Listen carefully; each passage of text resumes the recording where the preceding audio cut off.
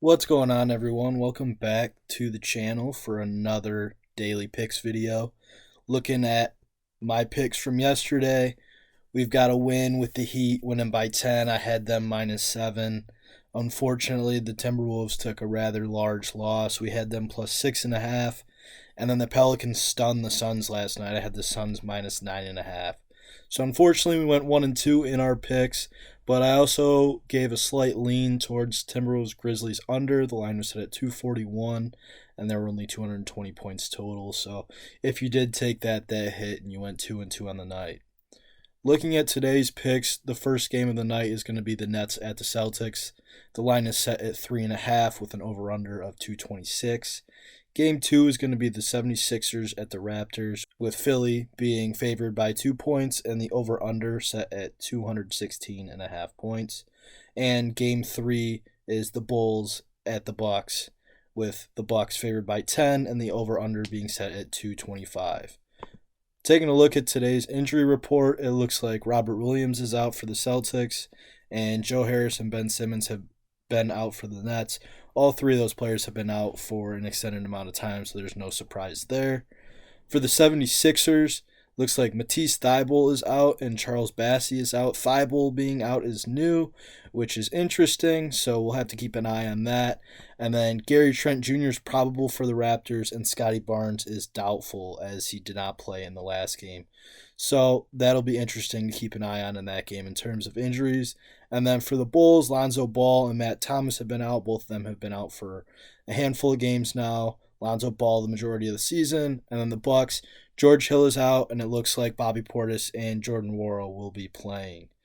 So getting into the stats for Game 1, Brooklyn Nets, they're scoring 112, almost 113 points a game, which is number 9 in the league. And they're giving up 112, so they're scoring about as many as they give up. Not a great margin of victory, but a slight one.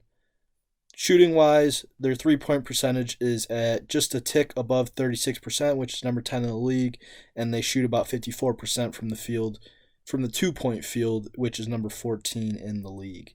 Defensively, they're giving up about 34.5% from three, which is 8th best in the league, and they're giving up 52.3% from the two-point range, which is number 9 in the league.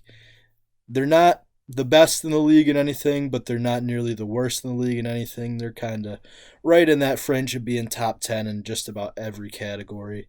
Then as we take a look at the Celtics are scoring just under 112 points per game, but they're only giving up just under 105 at 104.6, which is number 1 in the league. So they are the best defensive team in the league, as they just got the Defensive Player of the Year named in Marcus Smart. Their three-point percentage is about 35.7%, which is number 14 in the league, and their two-point percentage is 54.7, which is 5th best in the league.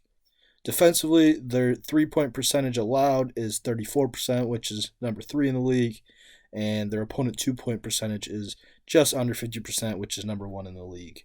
As you can see, their defensive stats, a lot of them are number 1 or top 5, so they're very good defensively. I would expect to see a pretty low-scoring game. So we take a look back at the over-under. The line set at 226. Going off the averages, each team scores about 112 points, which gives you 224. I would stay away from it just because of how close the line is to the averages, but I would lean under. And then in terms of the spread, I think I would take Boston minus a 3.5. They're coming off an emotional win in Game 1 where Durant and Kyrie had to play almost the entire game. I would lean Boston to take Game 2 at home minus 3.5. Then as we look at the stats for Game 2 with the 76ers, they're scoring just over 110 points per game, and they're giving up just over 107. So they've got about a 3-point margin of victory. Their three-point percentage is almost 37% at 36.7%, which is number 4 in the league. Their two-point percentage is not nearly as good in comparison to the league stats, but it's at 52.8%, which is 20th in the league. Their opponent three-point percentage, they're giving up about 34.5% from three, which is number 9 in the league, and they're allowing their opponents to shoot 52.7% from the 2-point range, which is number 12 in the league. Then, as we take a look at the Raptors stats, they're scoring just over 109 points per game, which is 21st in the league, and they're giving up 107.4 points per game, which is number 9 in the league. Their 3-point percentage is just a tick under 35%, which is number 20 in the league. Their 2-point percentage is just above 50%, which is number 28 in the league. Defensively, their opponent 3-point percentage is 35.7%, which is number 19. And opponent 2-point percentage is 53.8%, which is also number 19. I would strongly advise you to take the 76ers -2. I know the Raptors are at home, but they're also missing a key rookie in Scotty Barnes. And I suggest you to take the 76ers -2. Then looking into Game 3, we've got the Bucks versus the Bulls. The Bucks stats, they're scoring just above 115 points per game, which is number 3 in the league, and giving up just under 112. Their 3-point percentage is 36.5%, which is number 7 in the league, and their 2-point percentage 54.4%, which is number 8 in the league. Their opponent 3-point percentage is 35.5%, which is number 18 in the league, and their opponent 2-point percentage is 53.6%, which is number 16 in the league. As you can see, there's a couple stats that are 29-30 in the league. The Bucks aren't great defensively. They like to get out in the fast break and run. They're a pretty decent shooting team, but they're definitely going to give up points. The Bulls stats, they're scoring just above 111, which is smack dab right in the middle of the league at number 15. And then their opponent points per game is also right in the middle at number 15 at 111.8 points per game. Their shooting percentage is 36.6% from 3, which is number 5 in the league. And their 2-point percentage 53.4%, which is number 16 in the league. Their opponent 3-point percentage is 36.5%, which is 27th in the league. And their opponent 2-point percentage is 53.5%, which is number 15 in the league. This is a tricky one. The Bucks are home, but the last game was a little interesting. The Bulls ended up making it close, which makes the 10-point line a bit interesting. Safe play would definitely be Bucks money line. I don't see the Bulls winning in this game, but I also said that yesterday, and the Pelicans ended up winning.